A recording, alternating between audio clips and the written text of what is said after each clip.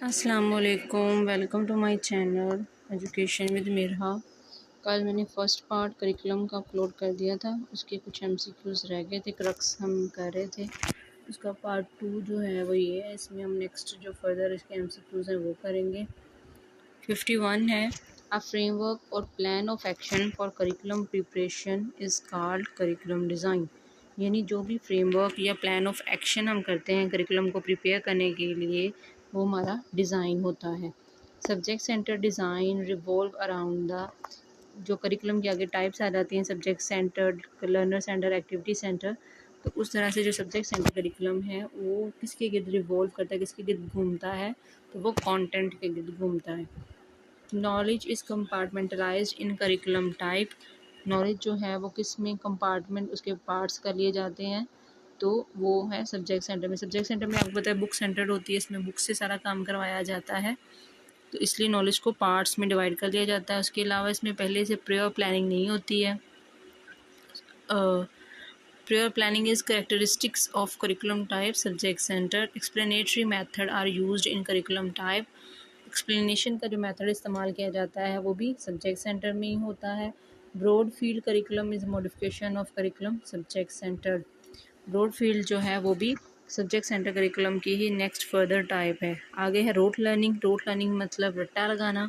बच्चे जो बुक्स को देख के रट्टा लगाते हैं तो वो डीमेरिट है सब्जेक्ट सेंटर करिकुलम का।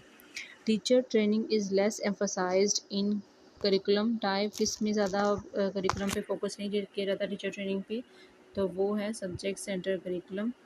फिर है subject academic discipline and broad field are type of. अभी हमने ब्रॉड फील्ड का पढ़ा था कि ये जो है सब्जेक्ट सेंटर्ड करिकुलम की टाइप्स हैं, जिसमें सब्जेक्ट सेंटर्ड हो गया, एकेडमिक डिसिप्लिन हो गया, या ब्रॉड फील्ड है, इसकी टाइप्स हैं।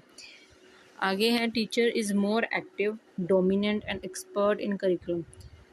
जैसे लेक्चर मेथड होता है उसी तरह सब्जेक्ट सेंटर करिकुलम में इसके अंदर भी टीचर मोर एक्टिव होती है, टीचर ही डोमिनेंट होता है और उसके अलावा एक्सपर्ट भी होता है, तो वो सब्जेक्ट सेंटर करिकुलम की ये कैरेक्टरिस्टिक्स हैं। Most old and organised form of curriculum. पुरानी कौन सी फॉर्म ऑफ करिकुलम है, वो भी सब्जेक्ट सेंटर है कि शुरू से ही बुक से पढ़ाते आ रहे हैं, तो वही शुरू से पुरानी जो फॉर्म ऑफ करिकुलम है वो सब्जेक्ट सेंटर्ड ही है। Division of knowledge is characteristics of. Knowledge को की डिवीजन करना या कंपार्टमेंटलाइज करना, तो ये सब्जेक्ट ऑफ सेंटर करिकुलम की खसूसियात हैं। आगे हैं Dewey advocated the curriculum. John Dewey के थेरी आपको पता है कि वो लर्निंग बाय डूइंग पे फोकस करते थे, तो वो ज़्यादा उनका फोकस जो था वो लर्नर सेंटर्ड करिकुलम पे है। Students overall development is emphasise in. Student की और डेवलपमेंट पे ज़्यादा जोर दिया जाता है, तो वो किस में होता है, वो लर्नर सेंटर पे ही होता है। स्टूडेंट के ऊपर जो भी काम होगा वो लर्नर सेंटर्ड में ही होगा। Needs and interest of student, फिर वही बात आगे स्टूडेंट पे ही फोकस हो रहा है, उसकी नीड और इंटरेस्ट पे फोकस हो रहा है, तो ये लर्नर सेंटर्ड करिकुलम में। आगे 66 है, pure planning is not possible in curriculum. पहले प्लानिंग किस मीनिंग की जा सकती है, तो वो एक्टिविटी सेंटर में होता है।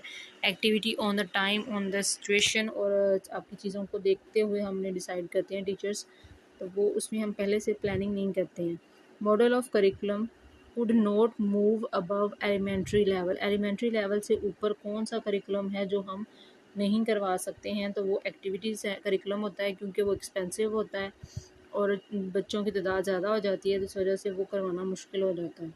जैसे activity centre is considered expensive, जैसे मैंने बोला कि ये एक्सपेंसिव हो जाता है। Central knowledge all students require to achieve core curriculum, या इम्पोर्टेंट करिकुलम भी इसको कहते हैं। जैसे टीचर्स जो होते हैं वो इम्पोर्टेंट चीज़ें करवा देते हैं, तो बाकी चीज़ें छुड़वा देते हैं, नॉन इम्पोर्टेंट जो होती हैं, तो उसको हम कोर करिकुलम कहते हैं। ठीक है, तो सेंट्रल नॉलेज मतलब मेन इंपॉर्टेंट नॉलेज जो होता है वो ही ट्रांसफ़र करना कोर करिकुलम कहलाता है। कोर करिकुलम को इस समटाइम्स सिंपली कॉल्ड, उसको जस्ट हम कोर भी कहते हैं, कोर करिकुलम को सिर्फ कोर भी कह देते हैं। आगे है curriculum emphasised for primary classes. तो जो प्राइमरी क्लासेस हैं उसमें कौन सा करिकुलम चलता है, वो है इंटीग्रेटेड करिकुलम। इंटीग्रेटेड करिकुलम कौन सा होता है, ये वो करिकुलम होता है जिसमें बहुत सी बुक्स को इकट्ठा कर दिया जाता है।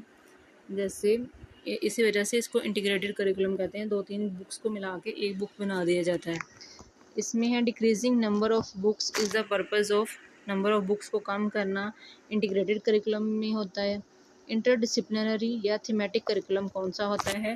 तो इंटरडिसिप्लिनरी से ही हो रहा है कि 2 डिसिप्लिन या 3 डिसिप्लिन के दरमियान में, यानी ये इंटीग्रेटेड करिकुलम की बात हो रही है, जिसमें हमने बात की थी कि 2 या 3 बुक्स को हम इकट्ठा कर देते हैं, एक बुक बना देते हैं। Linking all type of knowledge is in curriculum, तो बहुत सी नॉलेज को इकट्ठा करना या लिंक करना वो इंटीग्रेशन कहलाता है।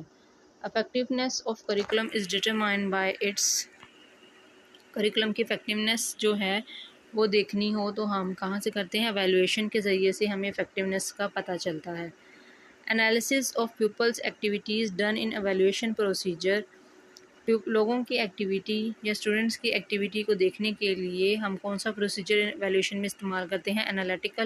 एनालिटिकल मतलब तज्जियाती तरीका देखते हैं, हम एनालिसिस करते हैं कि लोग क्या कर रहे हैं, कैसे कर रहे हैं। जैसे फॉर एग्जांपल एक टीचर जो है वो जब पढ़ा रहा होता है तो वो अपने स्टूडेंट्स को ऑब्ज़र्व कर रहा होता है और उनका एनालिटिकली ऑब्ज़र्व कर रहा होता है। मेकिंग वैल्यू जजमेंट आ गया है, तो वो सिंपल सी बात है, हमारा वैल्यूएशन की डेफिनेशन है वैल्यू जजमेंट करना। तो making value judgement about curriculum is evaluation. Evaluation के आगे फर्दर 3 टाइप्स आ जाती हैं, फॉर्मेटिव एवेल्यूएशन, समेटिव एवेल्यूएशन और डायग्नोसिस। तो सबसे पहली है कि evaluation to improve content during curriculum development. During जो होता है ये इसका कीवर्ड है, तो वो हमारी फॉर्मेटिव होती है। सबसे पहले होता है या दरमियान में हो तो उसे हम फॉर्मेटिव एवेल्यूएशन कहते हैं। Evaluation to improve content after curriculum development, जो सेमेस्टर के एंड पे या साल के एंड में हम जो एग्ज़ाम देते हैं उसे हम समेटिव एवेल्यूएशन कहते हैं। एवेल्यूएशन टू फाइंड डिफ़िकल्टीज़ और डेफिशिएंसी इन करिकुलम, करिकुलम में कोई डिफ़िकल्टी है या डेफिशिएंसी है, जैसे कि फर्स्ट वीक टेस्ट या सेकंड वीक टेस्ट जो लिया जाता है उसे हम डायग्नोस्टिक एवेल्यूएशन कहते हैं। उसमें हम डायग्नोस करते हैं कि क्या इश्यूज़ आ रहे हैं स्टूडेंट्स को समझने में, या क्या समझ नहीं आ रही है, या कितना याद हो गया है, तो इसको हम डायग्नोस्टिक एवेल्यूएशन कहते हैं। Examination are linked with formal evaluation. Hilda Taba is an expert in the field of curriculum development. Hilda Taba का मॉडल भी आना है, वो भी हम पढ़ेंगे।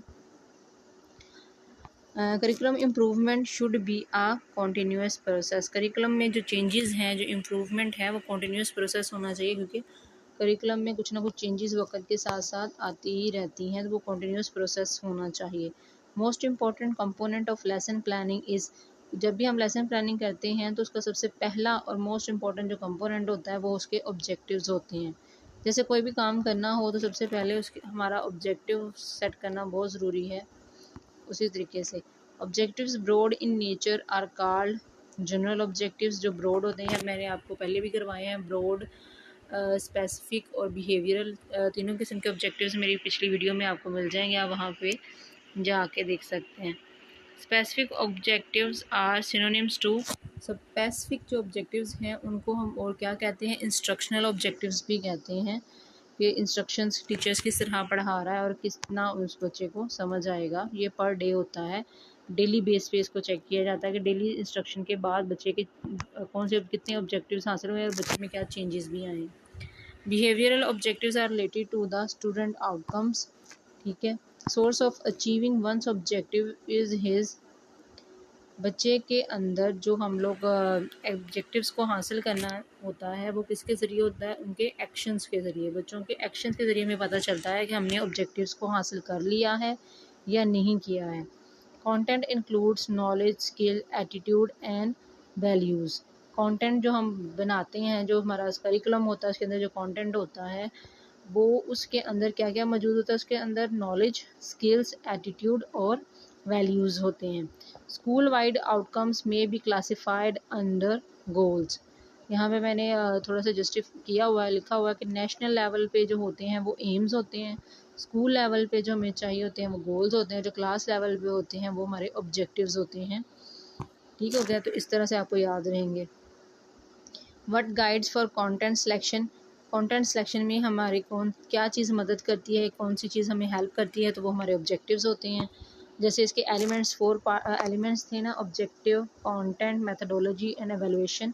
तो उसी तरह सबसे पहले हम ऑब्जेक्टिव सेट करते हैं, देन हम अपना कंटेंट सिलेक्शन करते हैं।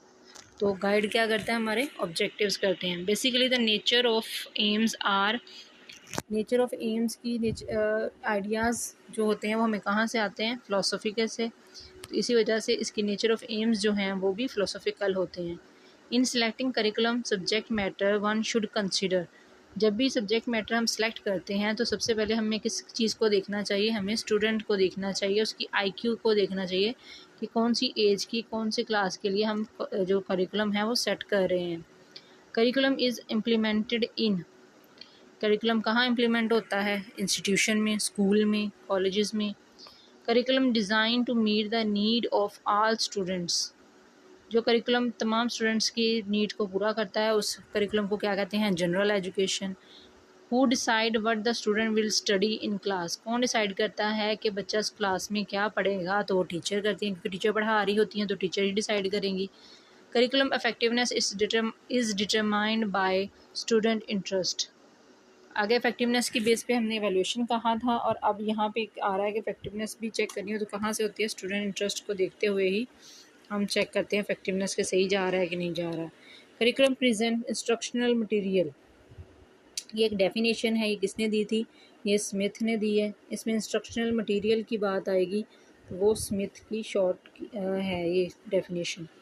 All activities under school direction inside और आउटसाइड स्कूल सेट बाय, ये भी मैंने डेफिनेशंस पहले ही अपनी वीडियो में कवर की हुई है, तो उसमें ये हिल्डा टाबा की है, डायरेक्शन की बात हो रही है, अंडर द स्कूल इनसाइड और आउटसाइड, ये हिल्डा टाबा की डेफिनेशन है। उस said curriculum should be designed by teacher, कि करिकुलम जो है वो टीचर को डिज़ाइन करना चाहिए बजाय कि किसी और को। तो ये भी हिल्डा टाबा ने ही कहा है, क्योंकि वो कहते हैं कि टीचर पढ़ा रहे होते हैं तो टीचर को ज़्यादा बेहतर पता होता है कि क्लास में बच्चे किस तरह पढ़ते हैं और क्या डेफिशिएंसीज़ हैं और क्या प्लस पॉइंट हैं, तो उस टीचर को ज़्यादा बेहतर पता होता है। Who said that curriculum is a written plan, कौन कहता है करिकुलम एक सिर्फ एक रिटन प्लान है, ये स्मिथ, स्टैनले और शोर ने कहते हैं। Education is active process and involves learners active effort, ये किसकी डेफिनेशन है, ये राल्फ टायलर की डेफिनेशन है। फादर ऑफ करिकुलम डेवलपमेंट किसे कहते हैं, वो भी राल्फ टायलर को कहते हैं। Model of behavioural objectives of curriculum given by, behavioural objectives जो है वो टायलर ने दिया था। A curriculum is developed to influence the child behaviour. School curriculum is best defined as people's experience, school curriculum जो है वो बच्चों के एक्सपीरियंस से डिफ़ाइन किया जाता है, ये सेट जो स्कूल ने बनाए होते हैं, सेट बाय स्कूल। ठीक है, तो ये बाकी जो वीडियो है, बाकी जो MCQs रह गए हम नेक्स्ट वीडियो में करेंगे।